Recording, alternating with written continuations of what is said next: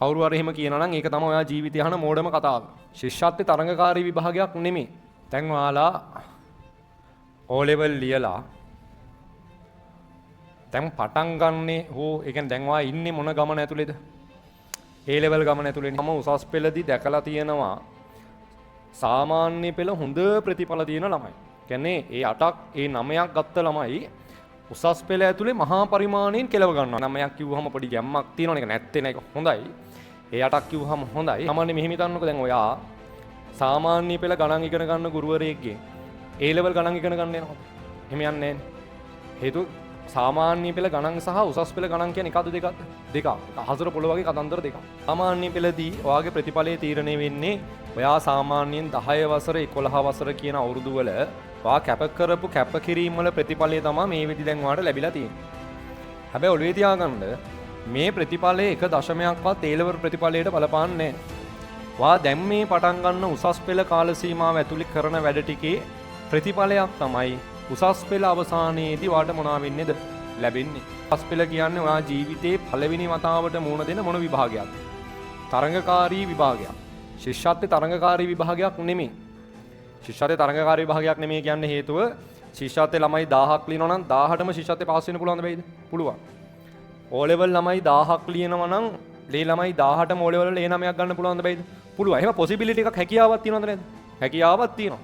හැබැයි A level ළමයි 1000ක් ලියනවා නම් 18ම කැම්පස් යන්න පුළුවන්ද? බෑ. ඒකෙන් උපරිම වශයෙන් perform කරන කට්ටිය තමයි මොනවා කරන්නේ? කැම්පස් යන්නේ. පළවෙනි එක සාමාන්‍ය පෙළ ප්‍රතිඵලය මත උසස් පෙළ තීරණය වෙන්නේ නැහැ. කවුරු හරි එහෙම කියනවා නම් ඒක තමයි ඔයා ජීවිතය අහන මෝඩම කතාව. හරිද? හේතුව සාමාන්‍ය පෙළදී ඔයා වැඩ කරපු විදිය දන්නේ ඔයා.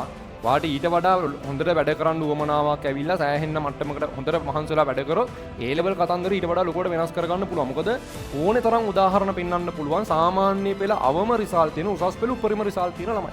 සහ සාමාන්‍ය පෙළ උපරිම ප්‍රතිඵල දින උසස් පෙළ මහා පරිමාණයෙන් කෙලව ගත්තේ. දැන් සාමාන්‍ය පෙළ ප්‍රතිඵල ආවා. ඒක තුنين අමතක කරන්න. සාමාන්‍ය පෙළදී අපි වැඩ ටිකක් කරා. ඒ වැඩේ ප්‍රතිඵලය අපි ගත්තා. එතනින් වැඩේ ඉවරයි. බැරි වෙලා හරි කාට හරි ළමයෙක්ට ප්‍රතිඵල මදි නම් කරුණාකර අහපව දාලා එකපාරක් ඒ ටික ලියලා මොනා කරන්නද? අවම B එකකට ඒක ගන්න. එච්චරයි කතන්දරේ. ඒතර උසස් පෙළ ප්‍රතිඵලය ඔයාට මෙන්න මේ කාල සීමාව ඇතුලේ මහන්සි වෙන ප්‍රමාණයත් එක්ක තීරණය කරගන්න පුළුවන්. ඉස්කෝලවලට දැන් පාසල් පද්ධතිය ඇතුලේ විෂයන් කරන එක පාලනය කරන්න එපා. හැම විෂයකටම යන්නේ එහෙමයි. පාසල් පද්ධතිය ඇතුලේ විවිධ නිර්ණායක ගේන්න පුළුවන්. මෙන්න මේ විෂයට මෙහෙම එකක් තියෙන ළමයෙක්ට තමයි මෙහෙම යන්න පුළුවන් කියලා නිර්ණායක ගේන්න පුළුවන්. ඒක නිර්ණායකයක්. හැබැයි එතනිනුත් ඕනනම් වාට එළියට ඇවිල්ලා වැඩ කරන්නත් පුළුවන්. ඉතින් එහෙම තියෙනවනේ. ඒ කියන්නේ ඕනේ තරම් දිස්ත්‍රික් ෆස්ට් වුණ ළමයි ඉන්නවා සාමාන්‍ය පෙළ අඩු රිසල්ට් තියෙන. ඒ කියන්නේ ඒ 9ක් ඒ 8ක් නැති. ගොඩක් අය එහෙම ඉන්නවා. හරිද? ඒ හින්දා අර ICT වල විශේෂයෙන් ළමයි හිතන්නේ O level ICT කරොත් විතර A level ICT කරන්න පුළුවන් කියලා. එහෙම එකක් නැහැ.